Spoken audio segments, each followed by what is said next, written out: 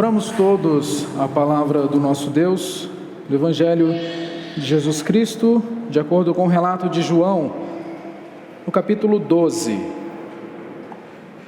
João, capítulo 12, nós leremos do versículo 37 ao versículo 43. Ouça com fé e atenção a leitura da palavra do nosso Deus. Diz assim: E, embora tivesse feito tantos sinais na sua presença, não creram nele, para se cumprir a palavra do profeta Isaías, que diz: Senhor, quem creu em nossa pregação? E a quem foi revelado o braço do Senhor? Por isso não podiam crer, porque Isaías disse ainda: cegou-lhes os olhos e endureceu-lhes o coração, para que não vejam com os olhos, nem entendam com o coração, e se convertam e sejam por mim curados. Isto disse Isaías, porque viu a glória dele e falou a seu respeito. Contudo, muitos dentre as próprias autoridades creram nele, mas, por causa dos fariseus, não o confessavam, para não serem expulsos da sinagoga, porque amaram mais a glória dos homens do que a glória de Deus. Até aqui a leitura da palavra do nosso Deus. Oremos. Santo Deus, nós estamos com a Tua palavra diante de nós, foi lida e será exposta. Dependemos totalmente do Senhor. Dependemos que o mesmo Espírito que inspirou o Teu servo a escrever estas palavras, agora ilumine o nosso coração, o nosso entendimento para a compreensão das sagradas letras. Fala ao nosso coração, em nome de Jesus Cristo. Amém. Uma das coisas que acontece quando as crianças estão se desenvolvendo, isso é bem perceptível, é quando a criança chega em uma determinada fase da dúvida e começa a questionar aquilo que lhe é dita pelos adultos que cuidam dessa criança, os pais, os tios, ou o responsável, seja lá quem for. Você já deve ter vivenciado isso, quando os pais ou alguém que esteja cuidando de uma criança avisa a criança o seguinte: olha, não faça isso. E a criança faz, para testar, parece, né? Ou então, a gente vê isso muito em momentos de risco, com uma queda, com alguma coisa que pode machucar a criança, e o pai diz: não faça isso, você vai cair, e quando fecha a boca, vem um barulho da queda. Ou então isso também envolve muitos acidentes domésticos, quando vai quebrar alguma coisa, quando o adulto fecha a boca, vem o barulho do estilhaço. Pois bem, isso ocorre quando as crianças começam a perceber e entender que elas querem viver aquilo que está sendo dito e tirar as próprias conclusões. Evidentemente que acabam errando por isso e devem ser inclusive corrigidas. É aquilo que nós chamamos de ver para crer. Mas nós precisamos observar também que isso não envolve somente as crianças, mas muitos adultos se comportam da mesma maneira. Têm a instrução daquilo que devem fazer ou não, e ainda assim insistem em tirar a prova e por vezes pagam por esse ver para crer. O que nós percebemos, meus irmãos, é que essas coisas simples e rotineiras que os pequenos aprontam também são similares a coisas que nós, adultos, podemos também aprontar no ver para crer. Muitos que inclusive veem, ainda assim, não creem. Isso é algo que a mesma Escritura nos mostra, e nós podemos perceber no texto que lemos de João 12, de 37 a 43, que isso se aplica também no âmbito espiritual. Evidentemente que em um espectro muito maior do exemplo que eu dei. O texto que nós temos diante de nós fala sobre homens que viram os sinais miraculosos de Jesus Cristo e ainda assim não creram. E o texto de João 12, 37 a 43... é muito interessante porque tem uma ligação direta com o objetivo inteiro do Evangelho de João. Quando nós olhamos o objetivo que o próprio João destaca lá no capítulo 20, versículo 30 e 31, nós temos a seguinte fala: na verdade, fez Jesus diante dos discípulos muitos outros sinais que não estão escritos nesse livro. Estes, porém, foram registrados para que creiais que Jesus é o Cristo, o Filho de Deus, e para que, crendo, tenhais vida em seu nome. Com essa fala de João, no capítulo 20, nós podemos perceber que os sinais que Jesus fez, inclusive relatados aqui no capítulo 12, serviu para que os discípulos crescem nele. Isso é muito importante para a gente compreender João 12, de 37 a 43. Nós percebemos que o povo age com incredulidade. Por isso, é até interessante que depois de João 12, do versículo 37, a palavra sinal, referindo-se a esses atos de Jesus Cristo, só aparece novamente lá no final, no capítulo 20, do versículo 30, que nós acabamos de ler. Então, o que nós percebemos é que Jesus faz esses sinais para que os discípulos creiam. Um exercício lógico simples que nós podemos perceber, portanto, é que aqueles que não creram não eram discípulos. E aqui, o que nós percebemos nesse texto de João 12, é que a incredulidade, de acordo com como está expressa nesses versículos, é uma incredulidade que não faz parte da vida do crente. No nível que nós estamos observando em João 12, é uma incredulidade que não faz parte do cristão. Porque quando nós nos tornamos discípulos de Cristo, nós rompemos com a descrença e abraçamos a crença. Por isso o termo crente. Então essa incredulidade, como neste texto, não faz parte da vida do crente. Eu preciso dizer isso de maneira introdutória. Entretanto, é inegável que em determinados momentos a nossa fé seja abalada por conta da nossa pecaminosidade ou pela pecaminosidade alheia.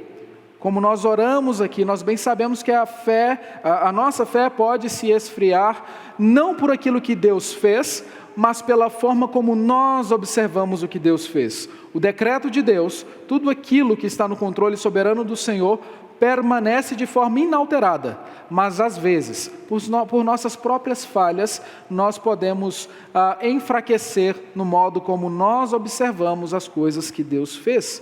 Um exemplo disso, temos John Bunyan, autor do conhecido livro O Peregrino. Bunyan passou por um momento de incredulidade quanto à própria salvação. Bunyan fez oposição ao governo de sua época e por isso encarou aproximadamente 12 anos de prisão. E nesse período sofreu duras crises de consciência.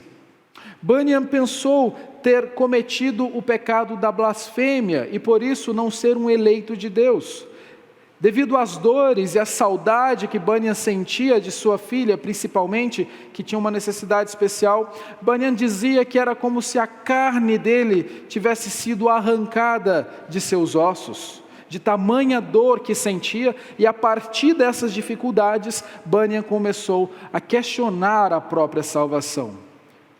Bunyan encontrou consolo na palavra de Deus, e nisso, a partir daí, Bunyan escreveu a sua autobiografia chamada Graça Abundante ao Principal dos Pecadores. O que eu quero dizer é que a incredulidade, embora não faça parte do crente, como no texto de João 12, 37 a 43, pode sim vir fazer parte de um certo sentido em um determinado momento, e é sobre isso que nós veremos hoje. Considerando isso, à luz deste texto, nós falaremos hoje sobre o perigo da incredulidade. E a primeira lição que nós aprendemos neste texto é que a incredulidade revela um coração que despreza a Deus. A incredulidade revela um coração que despreza a Deus. Veja, observe na sua Bíblia, o versículo 37 e 38. Os versículos 37 e 38. E embora tivesse feito tantos sinais na sua presença, não creram nele, para se cumprir a palavra do profeta Isaías, que diz: Senhor, quem creu em nossa pregação, e a quem foi revelado o braço do Senhor? O versículo 37 nos mostra que muitos sinais foram feitos, mas o povo não creu em Jesus mesmo assim. Quando nós olhamos para o Evangelho de João, uma coisa comum de se perceber é a descrença. João não tem grandes relatos de muitas pessoas se convertendo a Jesus Cristo, mas sim de muitas pessoas ignorando a Jesus Cristo. O versículo 11 do capítulo 12 é uma exceção, onde se diz que muitos creram. Evidentemente que um bom número de pessoas creu em Jesus Cristo, se nós considerarmos vários eventos aleatórios. Entretanto, a imensa maioria o rejeitou. Tanto é que nós temos aquele versículo muito conhecido do capítulo 1 que diz: veio para o que era o seu, e os seus não receberam. Por isso, mesmo com sinais, mesmo com milagres, a imensa maioria que ouviu e viu a Jesus Cristo permaneceu na incredulidade. Mas não somente isso, junto dessa incredulidade permaneceu o desprezo. E é muito interessante que a forma como João escreve essas palavras, na língua em que esse texto foi escrito, dá-nos a entender que eles não estavam crendo. Bem onde está escrita a palavra creram, nós podemos entender uma atitude contínua, de desprezo contínuo. E não somente uma pessoa que o ouviu, não creu e se apartou. Não, mas com intensidade, continuamente não criam naquilo que Jesus estava pregando. É até interessante que alguns até entendiam que Jesus Cristo era o Messias. Eram convencidos racionalmente e percebiam que fazia sentido o que estava sendo dito. Mas era uma crença limitada, uma crença que estava somente na mente e não no coração. Apenas um entendimento intelectual, como acontece em outros momentos da Escritura. E é muito interessante que o evangelista atribui, nessa passagem, o cumprimento de Isaías 53:1. Porque a mesma incredulidade encontrada nos dias de Isaías foi encontrada também por Jesus Cristo. Isso nos mostra, meus irmãos, que aqueles a quem Deus desejava salvar, creram, e os demais, pelas próprias falhas, pelo próprio coração endurecido, pela própria natureza pecaminosa, não ouviram a mensagem do Evangelho, não atenderam a mensagem do Evangelho. Isso nos faz pensar sobre a natureza do homem. O homem naturalmente caído não consegue ouvir o Evangelho e nem compreendê-lo plenamente. Ouvir, que eu quero dizer, é no sentido de atender à chamada. A única possibilidade de mudança desse quadro é a partir da misericórdia de Deus. Mas é algo muito interessante o fato de João nos mostrar que tudo isso aconteceu para que se cumprisse o que havia sido predito por Isaías. Isso nos serve de consolo. Mas como a incredulidade pode nos servir de consolo? Mostrando-nos o controle soberano do nosso Deus. Percebemos que a incredulidade daquele povo, embora seja algo abominável, seja algo que despreza a Deus e que não há nenhuma virtude, serviu de meios para que o nosso Senhor Jesus Cristo fosse levado à cruz, para que Ele pagasse o preço que eu e você deveríamos pagar, e por isso nós estamos aqui. A incredulidade daquele povo foi o meio pelo qual o nosso Senhor cumpriu seu ministério, garantindo que a nossa salvação, que não poderia nunca ser garantida pelo nosso próprio braço. Por isso, quando nós observamos a história da redenção e olhamos para a Escritura, precisamos considerar que preciosidade, que coisa maravilhosa. Nós temos um grande período de Isaías até os dias em que João escreveu essas coisas, e ainda assim, tudo organizado de maneira perfeita e harmônica. Aquilo que fora dito no passado cumpre-se no presente de João e serve-nos de alento também nos nossos dias. Aquilo que acontecera há tanto tempo é provado aqui no Evangelho de João como algo debaixo do controle soberano de Deus. A incredulidade deste povo não pegou Deus de surpresa. Não foi algo que assustou o Redentor, que olhou e disse: e agora? Nada disso. Tudo estava debaixo da mão poderosa do nosso Deus e debaixo do decreto do nosso Senhor. Por isso, nós precisamos ler a Escritura como um todo, sem esquecer de partes como do Antigo ou do Novo Testamento, tanto é que o João continua citando o profeta Isaías e nos mostra sobre isso nos versículos 39 a 41. Observe na sua Bíblia: por isso não podiam crer, porque Isaías disse ainda: cegou-lhes os olhos e endureceu-lhes o coração, para que não vejam com os olhos, nem entendam com o coração, e se convertam, e sejam por mim curados. Isto disse Isaías, porque viu a glória dele e falou a seu respeito. Se nos versículos anteriores, nós encontramos uma citação de Isaías 53:1, agora nós encontramos uma citação de Isaías 6, de 9 a 10. Mas, diferentemente da primeira, essa citação não é uma citação literal, é uma adequação, uma adaptação, melhor dizendo, que João faz. É importante dizer que isso não deve nos causar nenhum espanto, porque o mesmo Espírito que inspirou Isaías a escrever o que escreveu, inspirou a João a escrever o que escreveu. Portanto, ambos têm autoridade e, no caso, João tem plena autoridade de fazer essa adaptação na fala de Isaías. Eu e você não podemos fazer isso jamais, mas alguém com a autoridade do Espírito Santo, inspirado por Deus, pode fazer isso que João faz. E a diferença que há nessa fala de Isaías para a fala de João se dá quanto à forma do tempo verbal que foi usado lá no comissionamento de Isaías. Lá no capítulo 6, Isaías é avisado do desprezo do povo e deve pregar também a palavra de Deus, mesmo que aquelas pessoas não fossem escutá-lo. E o que é dito é assim: ouvi, ouvi e não entendais, vede, vede, mas não percebais. Torna insensível o coração deste povo, endurece-lhe os ouvidos e fecha-lhe os olhos.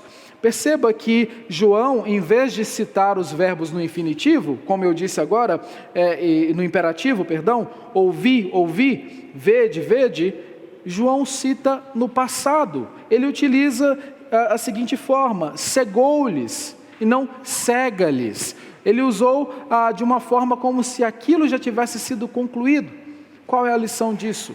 João estava aplicando o que foi predito por Isaías no tempo de Jesus Cristo, dizendo que a era messiânica havia chegado.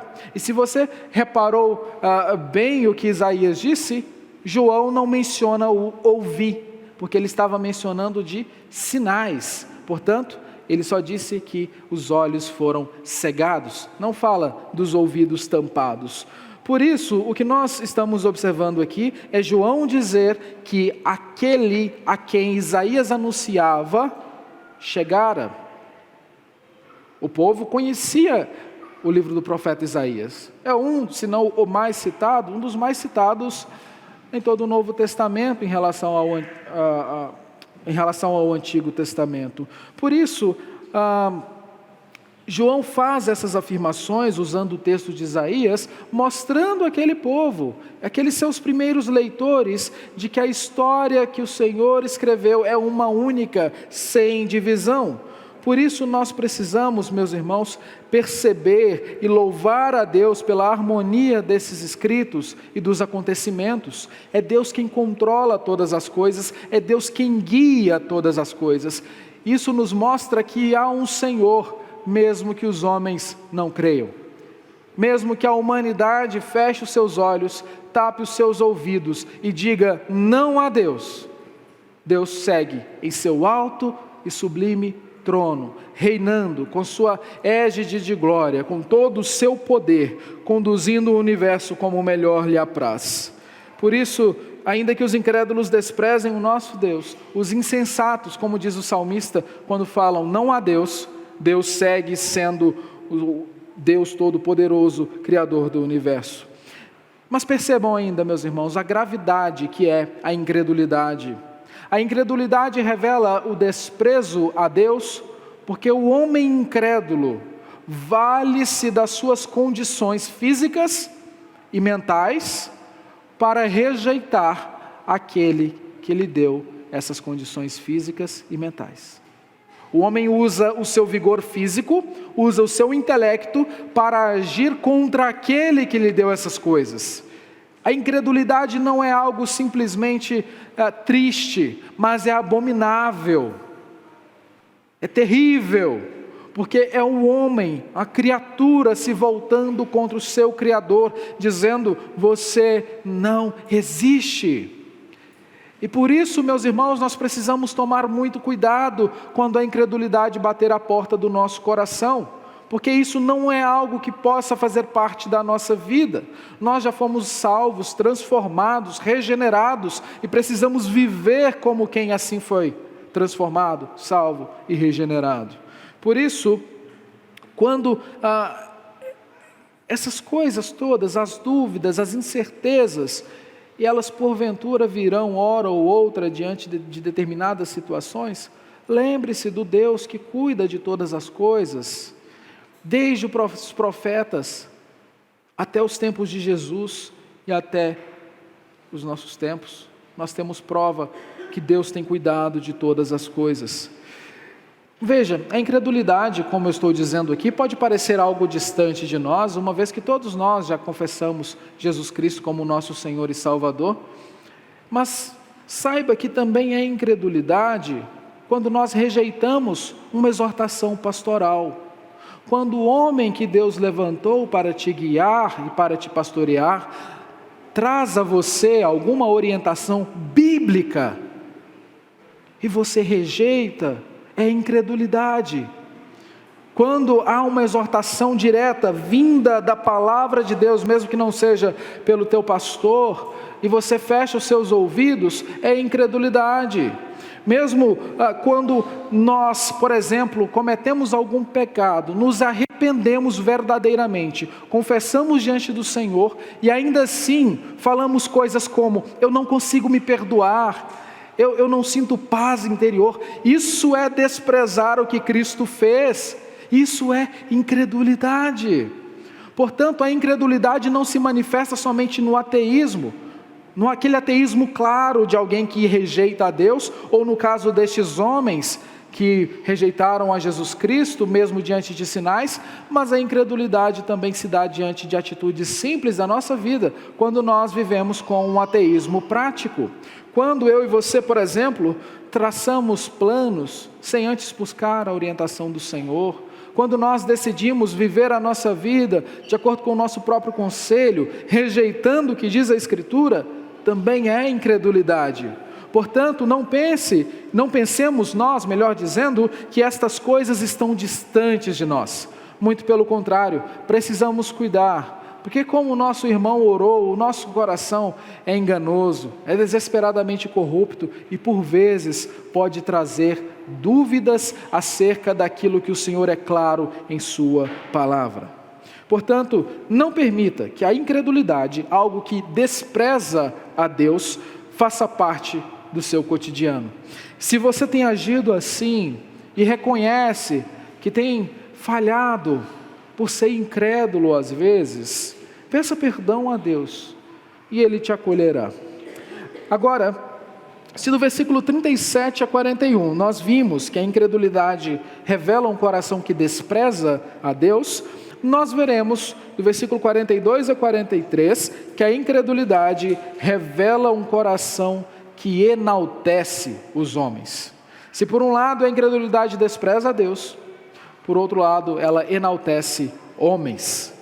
Versículo 42 diz assim: contudo, muitos dentre as próprias autoridades creram nele, mas por causa dos fariseus não o confessavam, para não serem expulsos da sinagoga.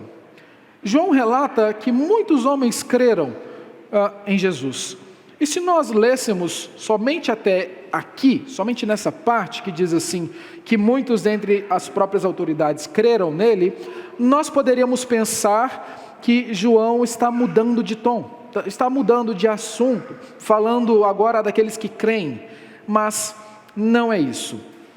Quando nós observamos a crença dessas autoridades e lemos o restante do versículo e também o próximo versículo, nós percebemos que esse crer dessas autoridades é, na verdade, um mero conhecimento intelectual, sem a capacidade da produção da fé, fé esta que vem de Deus. Portanto, João não está falando de uma crença salvífica. Isso fica provado no outro versículo que diz que esses homens amaram mais a glória dos homens do que a glória de Deus. Mas veja, é fato que alguns dentre as autoridades creram verdadeiramente, como Nicodemos e José de Arimateia. Alguns estudiosos até entendem que pode ter sido um desses dois que contou para João que tinha muita gente lá acreditando, mas não o suficiente, vamos dizer assim. O que nós percebemos é que muitos até concordavam com Jesus. Olha que interessante isso. Muitos até achavam a mensagem de Jesus Cristo boa, é verdade, mas não o suficiente para confessá-lo publicamente. Isso não está distante de nós.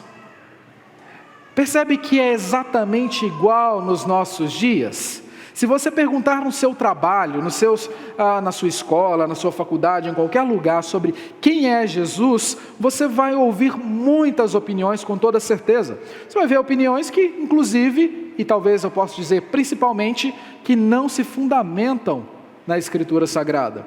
Muitos vão dizer que Jesus Cristo é apenas um espírito iluminado, que Jesus Cristo é um homem bom que viveu um determinado tempo e lutou contra um regime de governo autoritário que oprimia os menos favorecidos, enquanto Jesus os auxiliava em suas necessidades. Você vai escutar gente falando até mesmo que Jesus Cristo não existiu, ou que existiu, mas não como a Bíblia fala, e tantas outras opiniões estapafúrdias que nós ignoramos, considerando somente a Escritura. O que eu quero dizer é que as pessoas, em geral, lá fora, até querem ter Jesus como Salvador, mas o rejeitam como Senhor. Querem um Jesus legal, que prega o amor, que anuncia boas coisas, mas não querem um Jesus que odeia o pecado, um Jesus que pagou um alto preço, inclusive pelo pecado, não dele, mas nosso. Não querem um cristianismo que anuncia e que confronta e que mostra a falha humana, a necessidade que o ser humano naturalmente tem de um redentor, mas querem um cristianismo confortável. Nós percebemos que a sociedade até nutre algum apreço em relação a Jesus Cristo, mas somente até determinada parte, até onde não há confrontação. Nós percebemos aqui que João utiliza esses termos e fala com muita propriedade que muitos creram em Jesus Cristo, mas essa crença não foi suficiente para confessá-lo publicamente. Mas nós também percebemos o oposto disso nos nossos dias. Se você acompanha os meios de comunicação, com muita frequência a gente vê por aí cantores, atrizes, atores, políticos, gente que diz ter se convertido e que crê em Jesus Cristo. Diferente dos tempos de João, em que confessar publicamente Jesus Cristo era algo perigoso até, hoje não. E muitas pessoas confessam Jesus publicamente com o coração vazio. Anunciam que Jesus Cristo lhes salvou, que se converteram e tudo mais, mas seguem vivendo na prática do pecado, seguem vivendo distantes da comunhão dos santos, seguem desprezando a igreja e com muita boa pompa e fala dizem: eu sirvo a Deus na minha casa, eu não preciso de igreja, eu sou a igreja, eu não gosto de religião, eu tenho a Jesus Cristo. Por isso, o que nós percebemos é que a incredulidade se mostra em várias faces, tanto naqueles que não confessam a Jesus Cristo, quanto naqueles que confessam da maneira que a Escritura não orienta. Por isso, nós precisamos perceber que tanto quem não confessa Jesus Cristo está preocupado com os homens, quanto quem confessa da maneira que a Escritura não diz, está preocupado também com ibope, com a atenção, com alcançar um novo público, vamos dizer assim. E veja que João traz a explicação do porquê aqueles homens não confessavam Jesus publicamente. Porque amaram mais a glória de Deus. Versículo 43. Porque amaram mais a glória dos homens, corrigindo, do que a glória de Deus. Estas autoridades preferiram a aprovação dos homens que a aprovação divina. Preste bastante atenção nisso. Nós estamos falando de homens que preferiram a aprovação de homens que a aprovação de Deus. Como você chegou aqui hoje? Você veio com todo o teu coração disposto a atender à santa convocação que Deus nos faz, a adoração, ou você veio cumprir com um compromisso de rotina que você faz a todos os domingos? Nós precisamos pensar bem por que é que nós fazemos aquilo que nós fazemos.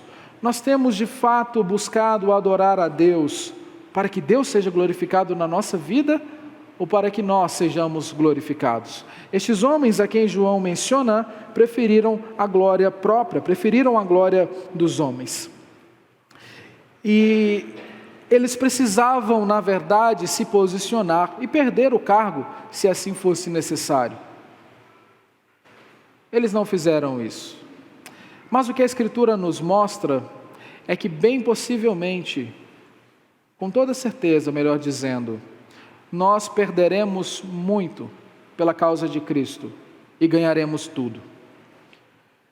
Ainda que percamos todas as coisas que nos pertencem, que estão ao nosso redor, o nosso cargo, o nosso sustento, tudo, se nos mantivermos fiéis ao Senhor, nós teremos ganhado absolutamente tudo.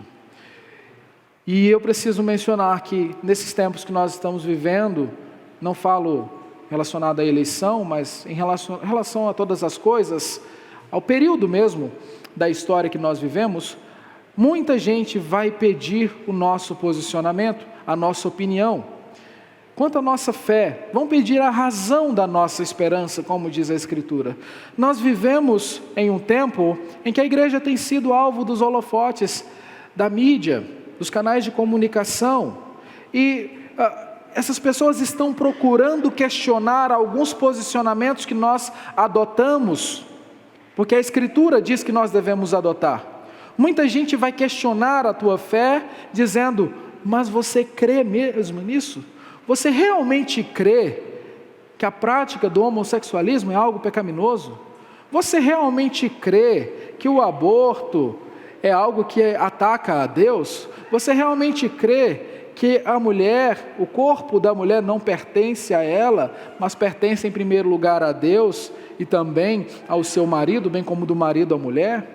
Então, essas perguntas virão em questionamento e nós precisamos estar prontos para nos posicionar e dizer, sim, eu creio no que a Escritura diz. Exatamente aquilo que estes homens não fizeram.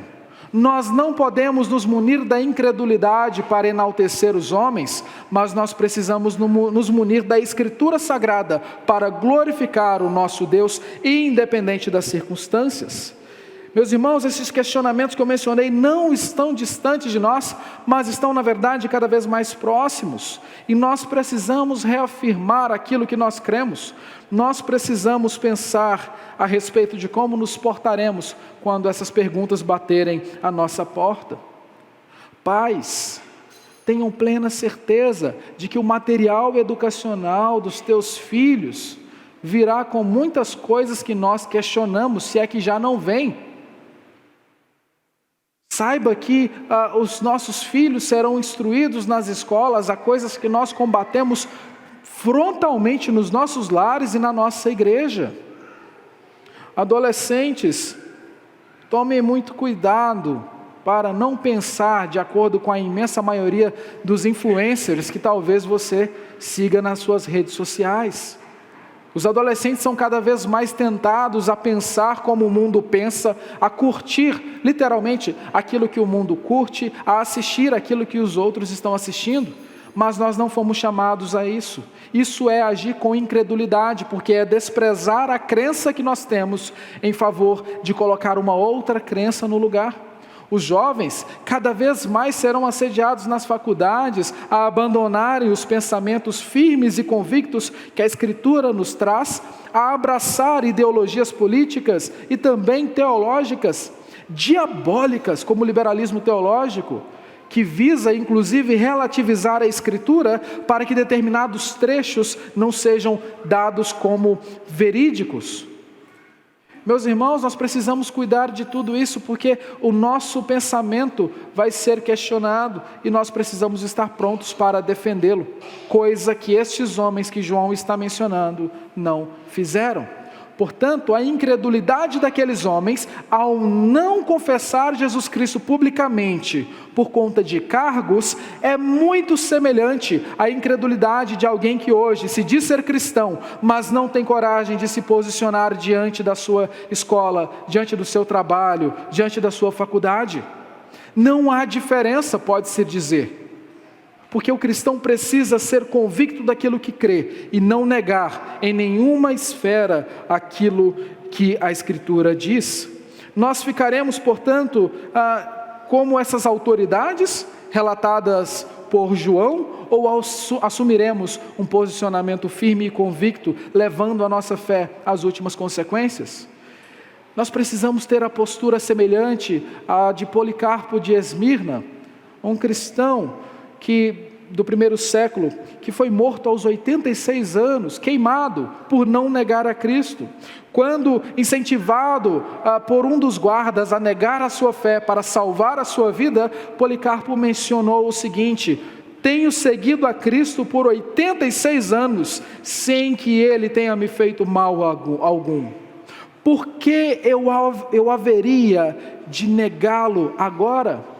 Precisamos agir também com a confiança e certeza de Justino Marte, um outro que foi decapitado, que disse o seguinte: podem nos matar, mas não podem nos causar dano verdadeiro. Precisamos ter essa postura, meus irmãos, ainda que não vivamos, mesmo que por enquanto, em um contexto de perseguição física. Esses homens a quem João está mencionando, essas autoridades, poderiam perder o seu emprego, literalmente como uma perseguição física a eles e sofrer outras questões. Isso não lhes torna desculpáveis, muito pelo contrário, eles são ainda assim indesculpáveis. Mas hoje, nos nossos dias, nosso país, nós temos a liberdade de pregar, temos a liberdade de cultuar, não sabemos até quando, mas ainda assim há uma perseguição moral, velada, midiática, e nós precisamos nos posicionar e nos manter firme, mesmo que isto, como é dito popularmente, custe o seu cancelamento. Não tenha medo de ser cancelado por aí, desde que o Senhor, teu Deus, seja glorificado. Preocupe-se tão somente com a glória de Deus e não com o enaltecimento de homens, como fizeram estes homens. Eu gostaria de concluir dizendo que se a sua fé tem sido abalada, tem estado abalada, e a incredulidade tem te assolado de alguma maneira, lembre-se quem é o teu Deus. Lembre-se quem é o Deus Criador Todo-Poderoso. Lembre-se de quem é o Deus que você serve. Ainda que a incredulidade bata à porta do teu coração, lembre-se que Deus segue reinando em seu alto e sublime trono, que rege com todo o poder os astros, que rege com todo o poder todos os homens, a natureza, tudo aquilo que Ele criou. Mesmo que as coisas pareçam difíceis, que as dúvidas te assolem, apegue-se à palavra de Deus que nos mostra quem é o nosso Deus. O Deus que com forte mão tem cuidado de mim e de você, que tem nos sustentado. Saiba que por todos os momentos difíceis da sua vida, Deus te sustentou e tem te sustentado até agora. Por isso, lembre-se desse Deus que escolheu se revelar a nós, sendo a nossa luz, habitando entre nós, o Deus que pode fortalecer a nossa vida pelo poder da palavra. Lembre-se deste Deus, não somente o nosso Deus, o Deus também dos antigos, Deus dos nossos pais, dos nossos antepassados, que tem sustentado a igreja ao longo das eras. A igreja visível permanece, a invisível, e já contando com todos aqueles que vieram e também os que virão, essa sim triunfa. Meus irmãos, ainda que o mal bata à nossa porta e a incredulidade venha acompanhada deste mal, fazendo com que a nossa fé balance, não deixemos de nos segurar naquele que é firme, aquele que é o nosso Deus, aquele que é poderoso para nos segurar e nos guardar de todo o mal. E que esse Deus Todo-Poderoso nos ajude. Amém.